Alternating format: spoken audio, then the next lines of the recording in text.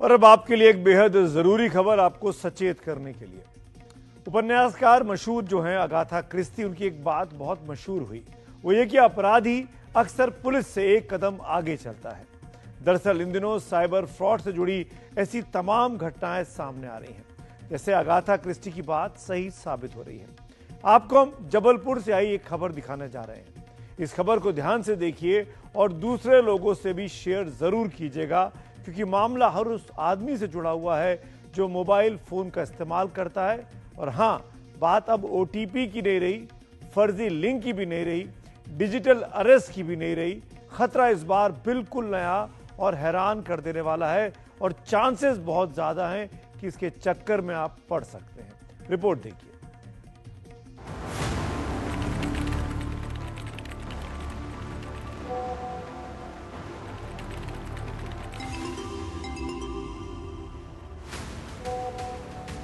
आपके mobile phone पर भी हर रोज इसी तरह से फोटोग्राफ आते होंगे, लेकिन क्या आपको पता है कि एक फोटो को डाउनलोड करना आपके लिए कितना खतरनाक हो सकता है? जबलपुर में एक हैरान करने वाली घटना सामने आई, जहां एक व्यक्ति के व्हाट्सएप पर अज्ञात नंबर से कोई तस्वीर आई। फोटो पर क्लिक करते ही उसका फोन हैक हो गया और देखते ही देखते बैंक खाते से 2,01,000 रुपए गायब हो गए। ये देखिए, ये जो मेरे हाथ में ये फोटो है, ये एक बुजुर्ग की फोटो है। ये फोटो जो है, ये इस तरह से एक व्हाट्सएप मैसेज आता है। ये जो व्हाट्सएप मैसेज है, ये कस्टमर सर्विस सपोर्ट सेंटर के नाम से ये मैसेज आता है। और इस मैसेज में प्रदीप कुमार जैन के बाद थोड़ी देर बाद एक फ़ोन आता है और क्या कहा जाता है, कैसे ये अपराध हुआ, हम प्रदीप कुमार जैन से ही जानते हैं। प्रदीप जी, ये बताइए कि क्या हुआ, कैसे आपके पास फ़ोन आया, कैसे आपके साथ अपराध घटित हुआ? सर जी, सुबह टाइम 8:30 बजे के आसपास मेरे पास फ़ोन आया और सामने वाले ने मेरे से बोला कि मैंने आपके व्हाट्सएप मोबाइल पे एक व्हाट्सएप फ़ोटो भेजी है, कृपया इसके डाउनलोड करके मेरे को बताइए कि आप इस व्यक्ति को पहचानते हैं कि नहीं पहचानते हैं। तो मैंने उस समय व्हाट्सएप नहीं खोला। करीब 1 आध घंटे बाद मैंने नेट चालू किया, व्हाट्सएप खोला। जैसे मैंने व्हाट्सएप खोल कर उसकी फ़ोटो डाउनलोड की तो तुरंत हमारा मोबाइल हैंग हो गया और पूरा मोबाइल का संचालन सामने वाले के हाथ में चला गया। फिर करीब उसके कुछ समय बाद 1 रुपया मेरे खाते में आया। ये खाते में 1 रुपये आने के बाद में फिर उसने मेरा पूरा मोबाइल जो बैंक के थ्रू मैसेज ओटीपी सब जान के और वो बैंकिंग इंटरनेट बैंकिंग चालू कर ली। दरअसल जबलपुर के कोतवाली इलाके में रहने वाले प्रदीप जैन के पास 28 मार्च की सुबह लगभग 9 बजे एक फोन आता है। प्रदीप जैन के मोबाइल स्क्रीन पर एक नंबर 9827832213 से कॉल आती है, यानी उन्हें फोन करने वाला एक अनजान शख्स होता है। कॉलर इसी के साथ व्हाट्सएप पर एक बुजुर्ग की तस्वीर भेजकर पूछता है कि क्या आप इन्हें पहचानते हैं। प्रदीप जैन इस कॉल को नजरअंदाज करते हैं, लेकिन फोन काटने के बाद वो व्हाट्सएप पर मिली तस्वीर को देखने के लिए उसे डाउनलोड कर लेते हैं। यही वो तस्वीर है जो प्रदीप जैन को व्हाट्सएप पर भेजी गई थी और इसे डाउनलोड करते ही प्रदीप के फोन में अपने आप कस्टमर सपोर्ट नाम का एक ऐप डाउनलोड हो जाता है। इसी के साथ प्रदीप जैन का मोबाइल हैक हो जाता है और उनके मोबाइल का बैंकिंग ऐप भी साइबर ठगों के कब्जे में आ जाता है। दोपहर होते होते प्रदीप जैन के पास कैनरा बैंक से मैसेज आया कि उनके खाते में 1 रुपया क्रेडिट होता है और कुछ ही मिनटों बाद 1 लाख रुपए निकाल लिए जाते हैं। इसके पहले कि प्रदीप जैन कुछ समझ पाते, उनके खाते से फिर से 1,01,000 रुपए निकाल लिए जाते हैं। पहले ओटीपी आता था, ओटीपी से आदमी क्या है अब अवेयर हो गया, लिंक आने लगी, अब लिंक से भी अवेयर हो गया है, तो अब वो फ़ोटो में अपनी लिंक छुपा के भेज रहा है, स्टेनोग्राफी कहते हैं जिसको।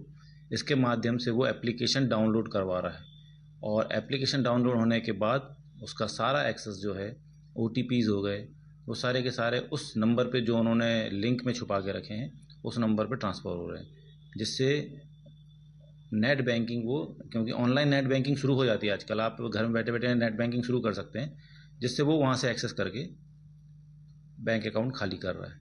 तो ये तो अब नया तरीका ही कहेंगे, क्योंकि ये तो सिर्फ जो एक्सपर्ट थे उन्हीं को पता था, ये अब फ्रॉडस्टर को ही पता हो गया, तो इसका नाजायज़ फ़ायदा उठा रहा है। तो अब तो ये भी बोलना पड़ेगा कि अब किसी भी फ़ोटो को डाउनलोड ना करें। अनजान व्यक्ति के द्वारा भेजी गई किसी भी फोटो को व्हाट्सएप को डाउनलोड ना करें। आपका बैंक अकाउंट हैक होने की पूरे चांसेस हैं। प्रदीप जैन ने बैंक जाकर खाता चेक किया तो 2,01,000 रुपए गायब थे। बैंक रिकॉर्ड से पता चला कि ये रकम IBIBF नाम के खाते में ट्रांसफर हुई, जो हाल ही में हैदराबाद के कैनरा बैंक में खोला गया था। ठगों ने ATM से सारा पैसा निकाल लिया। पासबुक में विशाल ऑनलाइन और जन्नतुन बीबी ऑनलाइन नाम से संदिग्ध ट्रांजैक्शन भी नजर आए। आपको आगे बताएंगे कि साइबर सेल के अधिकारी जिस स्टेगनोग्राफी तकनीक के बारे में बात कर रहे हैं वो क्या है, लेकिन पहले ये समझिए कि मोबाइल पर किसी अनजान फोटो या अनजान नंबर से मिली तस्वीर को डाउनलोड करना कितना खतरनाक हो सकता है। समझिए कि फ्रॉड कैसे हुआ। सबसे पहले ठग व्हाट्सएप पर एक इमेज भेजते हैं जिसमें अदृश्य लिंक छिपा होता है। जैसे ही फोटो डाउनलोड होता है, मोबाइल पर एक ऑटोमेटिक ऐप इंस्टॉल हो जाता है। इस ऐप के जरिए ठग OTP और दूसरी जानकारी चुरा लेते हैं, यानी पूरे मोबाइल का एक्सेस दूर बैठे अपराधी के पास चला जाता है और आपके मोबाइल पर आने वाला OTP भी उसके हाथ में पहुंचता है। इसी के साथ नेट बैंकिंग के जरिए आपके पैसे कहीं और ट्रांसफर हो जाते हैं। दरअसल साइबर फ्रॉड के लिए अब धोखे से OTP हासिल करने या लिंक डाउनलोड कराने से आगे की तकनीक इस्तेमाल हो रही है, जिसे स्टेगनोग्राफी कहते हैं। स्टेगनोग्राफी का मतलब है किसी लिंक को किसी और संदेश में छिपा देना ताकि उसका पता न चल सके। लिंक को छिपाने के लिए फोटो की जगह कोई टेक्स्ट या वीडियो या ऑडियो का भी इस्तेमाल किया जा सकता है। इसलिए मोबाइल पर कोई फोटो, वीडियो या ऑडियो आए तो सोच समझकर डाउनलोड करें। स्टेगनोग्राफी ये टर्म है, ये शब्द है स्टेगनोग्राफी। ये आपको भले ही याद हो या ना याद हो, लेकिन इस बात का ध्यान रखिए कि अगर किसी अननोन नंबर से, अननोन व्यक्ति की तरफ से आपके मोबाइल पर किसी भी तरह का फोटो, वीडियो या ऑडियो नोट आता है, उसको डाउनलोड नहीं कर लेना है। तमाम सुरक्षा नियम सख्ती के बावजूद साइबर अपराध रुक नहीं रहे हैं। तो ऐसे में क्या करें? कम से कम इतना तो कर ही सकते हैं कि खुद से सावधान रहें, सतर्क रहें। हमने साइबर सुरक्षा से जुड़े एक अधिकारी से पूछा कि आम लोग ऐसी क्या सावधानी बरतें कि साइबर फ्रॉड से वो बचे रहें। आप भी नोट कर लीजिए इस जानकारी को।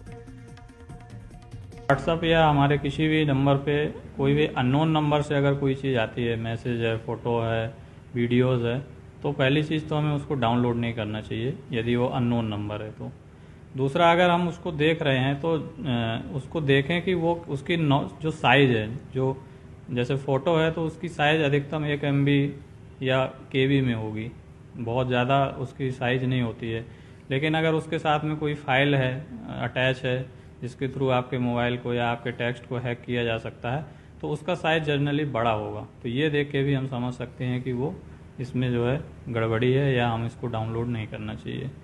और इसके साथ ही जिसमें हम अपने रेगुलर्स व्हाट्सएप और सोशल मीडिया अकाउंट्स यूज करते हैं, जिस नंबर के साथ में, जिस फ़ोन के साथ में, तो हमें अपने नेट बैंकिंग या बैंक से रिलेटेड जो भी हमारा नंबर लिंक है उसको एक अलग फ़ोन में रखना चाहिए। उससे अगर हमारे टेक्स्ट वगैरह आते हैं, अगर हमारे कोई व्हाट्सएप के थ्रू या किसी भी ऐसे माध्यम से कभी हमारे फ़ोन का एक्सेस ले भी लेता है तो उसको टेक्स्ट नहीं मिलेंगे। इस केस में भी यही हुआ कि उन्होंने जो फ़ोटोज़ डाउनलोड की, उसमें एक फ़ाइल है, APK फाइल, जिसके माध्यम से सामने वाले को उनके फ़ोन का एक्सेस मिल गया कुछ देर के लिए, और उसने जो है उनके नंबर पे आने वाले बैंक से जो OTP हैं वो शायद उनको मिल गए।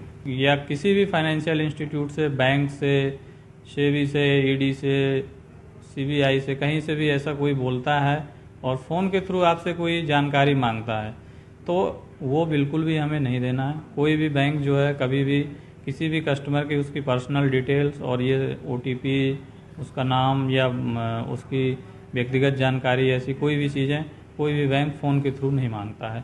इसी प्रकार से अन्य जो संस्थाएं हैं जो एक्सेस करती हैं, कोई भी संस्था आपसे फ़ोन के माध्यम से या व्हाट्सएप के माध्यम से कभी कोई जानकारी नहीं मांगती है, ना उसमें देने चाहिए। यदि ऐसा किसी को कॉल आता है या ऐसा कोई मेल या कोई ऐसा व्हाट्सएप आता है तो उस पर आप डाउट करिए और उसके बाद उसको क्लियर करिए अपने रिलेटेड थाना या अपने क्षेत्र में जहाँ भी थाने में रहते हैं वहाँ जाके आप पता कर सकते हैं। और इसके अलावा साइबर से रिलेटेड आपको कोई डाउट है या कोई वो है तो कंप्लेन भी है 1930 NCPR पोर्टल में भी जाकर आप देख सकते हैं।